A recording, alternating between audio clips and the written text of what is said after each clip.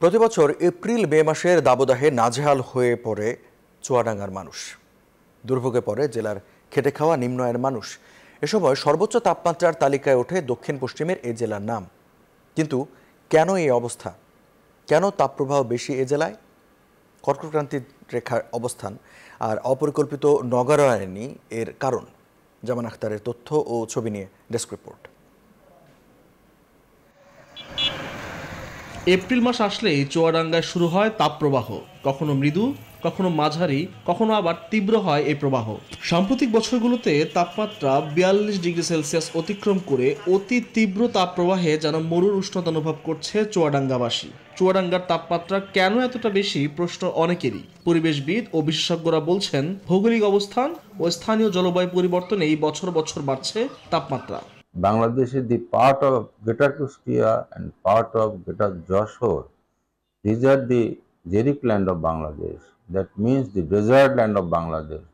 তাই তো চুয়াডাঙ্গায় সারা দেশের মধ্যে বিকাশে কম খরচে ক্যাশ আউটের লিমিট বেড়ে 50,000, প্রিয় এজেন্টও 2টা।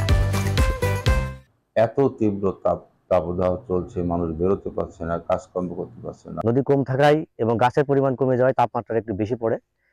এতে একদিকে যেমন জনজীবন বিপর্যস্ত হচ্ছে, পাশাপাশি বিভিন্ন প্রাণীগুলো তাদের জীবনও হুমকির মুখে।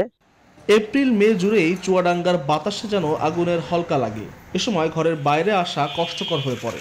আমরা খেটে খাওয়া মানুষ, আমরা গরমে কাজ মাজ করতে পারছি না, ভাড়া হচ্ছে না, লোকজন নাই, এই তাপে তাপমাত্রা বেশি।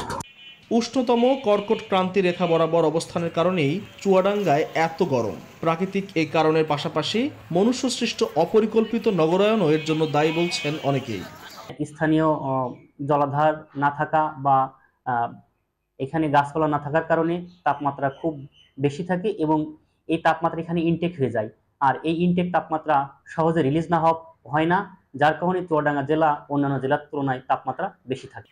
2014 সালে চুয়াডাঙ্গায় সর্বোচ্চ 43.2 ডিগ্রি সেলসিয়াস তাপমাত্রা রেকর্ড করা হয়। Desk report, news 24।